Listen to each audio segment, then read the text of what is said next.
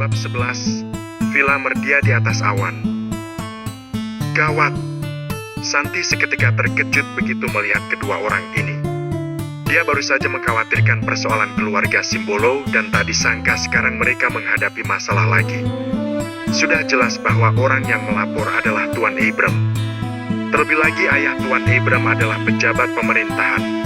Jadi sudah pasti kedua orang ini adalah utusan ayah Tuan Abram. Begitu ditangkap, yang ditakutkan adalah dia tidak bisa menjelaskan apapun meski ada bukti. Apalagi yang memukul terlebih dahulu adalah Dirga, sehingga akan makin sulit ditangani. Kakak, sepertinya ada sedikit kesalahpahaman di sini. Santi masih ingin membantunya menjelaskan. Kami tidak peduli apa itu kesalahpahaman atau bukan. Intinya ada yang melapor dan kami hanya bertanggung jawab untuk membawanya.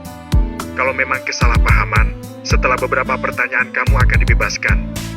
Kami mengikuti perintah atasan, apa kamu takut diperlakukan tidak adil? Mereka berdua tidak ingin mendengar penjelasan dan mau menangkapnya secara paksa.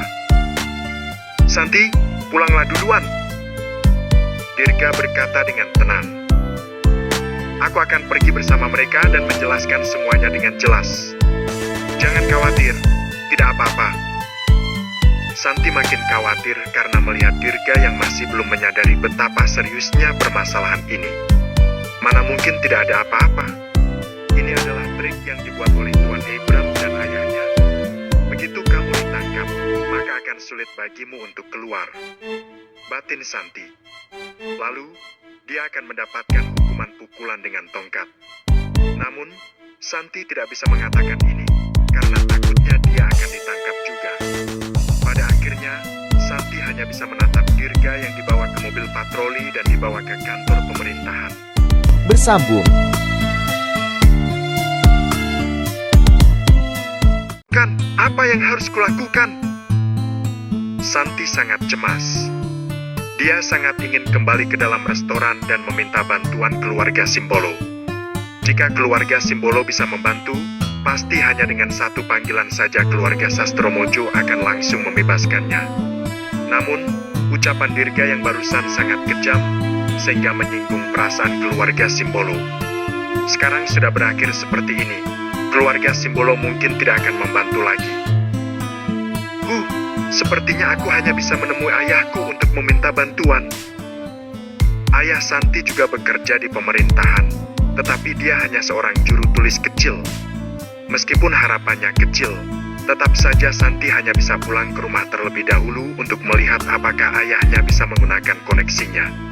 Sementara itu, Dirga naik ke mobil patroli dan segera dibawa ke kantor pemerintahan. Cepat masuk ke dalam! Berani sekali kamu memukul Tuan Abram, lihat saja balasan yang kamu dapat nanti. Mereka bertiga masuk dari pintu samping. Tiba-tiba, seorang pemuda menghampiri mereka.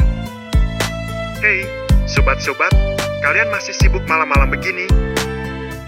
Begitu melihat orang ini, mereka berdua bergegas membungkuk dan menyapa. Ketua Abimanyu, selamat malam. Kami menangkap tersangka yang memukul seseorang dan baru mau mengantarnya ke ruang interogasi. Pria itu mengangguk dan berkata, Baiklah, cepat antar dia ke sana. Saat mereka berdua berpapasan, pria itu mengamati tersangka itu dengan rasa penasaran. Seketika dia terhuyung dan terkejut sampai hampir jatuh. Tuan Satria Dirga, apa benar ini kamu? Pria tampan itu melangkah keluar dan mengadang di depan Dirga. Haha, Tuan Abimanyu, apa kabar? Bersambung.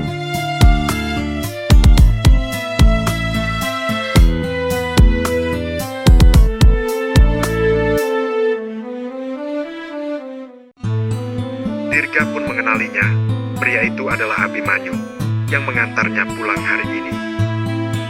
Haha, ternyata benaran kamu, Tuan Satria. Abimanyu sangat senang. Dia tidak menyangka akan bertemu kembali secepat ini. Kedua orang yang melihat ini pun terkejut. Mereka tidak menyangka bahwa tersangka ini mengenali Ketua Abimanyu. Jika begini masalahnya akan rumit. Hei, Tuan Satria, apa yang terjadi? Setelah berbasa-basi, Abimanyu pun menanyanya lagi. "Oh, jadi begini?" Dirga berkata dengan jujur. "Tadi ada orang yang sengaja menjulurkan wajahnya dan menyuruhku memukulnya, jadi aku pukul saja. Lalu, tak kusangka dia sangat berpikiran sempit dan malah melaporkanku hanya karena masalah sepele ini." Abimanyu mendengarkannya dengan penuh minat dan berpikir bahwa Tuan Satria ini masih seperti dulu. Entah siapa yang begitu sial sehingga dipukul olehnya. Namun, begitu dia mengetahui bahwa orang yang Dirga pukuli adalah putra Tuan Arman dan penangkapan Dirga ke sini juga merupakan perintah daripada Tuan Arman tanpa melalui proses formal persetujuan. Abimanyu pun marah dan berkata, "Tuan Arman benar-benar berani sekali. Dia menggunakan sumber daya publik milik negara untuk kepentingan pribadinya.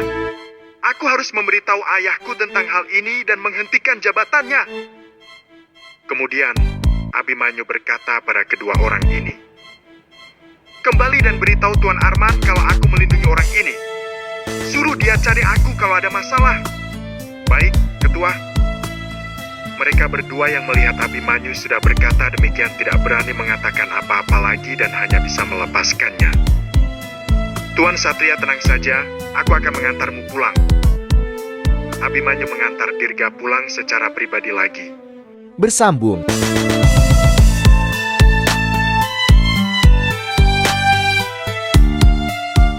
Saat sore hari, Abimanyu sangat mengagumi keterampilan Dirga dan sekarang bisa memberikan bantuan kecil pada Dirga, membuatnya merasa sangat senang. "Apa kamu mau pulang ke Villa Gunung Naga?" Abimanyu bertanya begitu mereka memasuki mobil. "Tidak." Dirga menyebutkan nama tempat lain. "Pergi ke Villa Moida." "Wah, Tuan Satria, tempat-tempat yang kamu kunjungi sangat mewah," ucap Abimanyu dengan penuh kekaguman. Villa Moida terletak di bawah kaki Gunung Moida, sekelompok villa yang dibangun dengan pegunungan dan sungai. Tempat ini adalah daerah kaya yang terkenal di kota Segara. Villa Gunung Naga hanyalah daerah kumuh jika dibandingkan. Sekitar setengah jam kemudian, Abimanyu tiba di villa yang dikelilingi pegunungan ini. "Tuan Satria, apa ini benar-benar rumahmu?" Abimanyu juga ikut turun dari mobil dan berdiri di bawah kaki gunung. Begitu melihat satu demi satu villa mewah, dia pun takjub dan berkata, "Kamu tinggal di mana?" Begitu melihat sekeliling, Dirga teringat bahwa guru ketiga pernah mengatakan bahwa villa miliknya berada di tempat yang paling tinggi. Maka dari itu, Dirga menunjuk dan berkata, "Seharusnya yang itu." "Yang itu?" Abimanyu juga memperhatikan villa tunggal yang seolah-olah tampak berada di atas awan. Tiba-tiba dia teringat, bukannya itu adalah Villa Moida di atas awan yang merupakan rumah mantan orang terkaya. Dia pun tidak tahu apakah Dirga sedang bercanda atau sedang berkata sesungguhnya. "Terima kasih." Setelah melambaikan tangan kepada Abimanyu, Dirga berjalan ke tengah gunung itu sendirian. Pada saat Abimanyu sedang mengemudi, tiba-tiba dia mendapat panggilan dari Kanaya. Bersambung.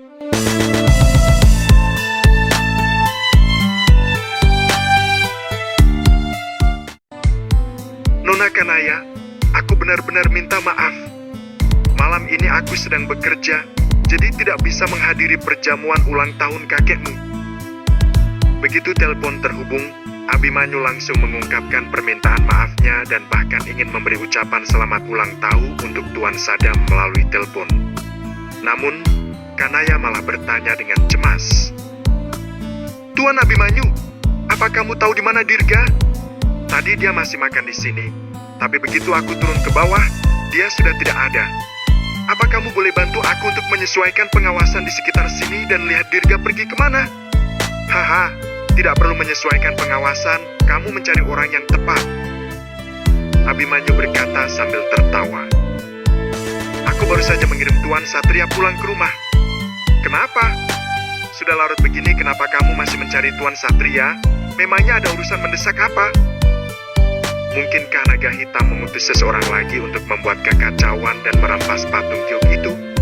"Tidak mungkin, Seharusnya naga hitam tidak berani bertindak begitu gegabah di kota Segara. Tadi Dirga ada bilang kata-kata yang aneh, tapi kita tidak mendengarkannya. Akhirnya, Ganaya berkata makin cemas dan pada akhirnya dia pun menangis terseduh-seduh. Perjamuan ulang tahunnya belum selesai, tapi kakekku tiba-tiba pingsan dan tidak sadar. Tuan Abimanyu, katakan tadi kamu antar Dirga kemana? Cepat katakan dia di mana. Bersambung.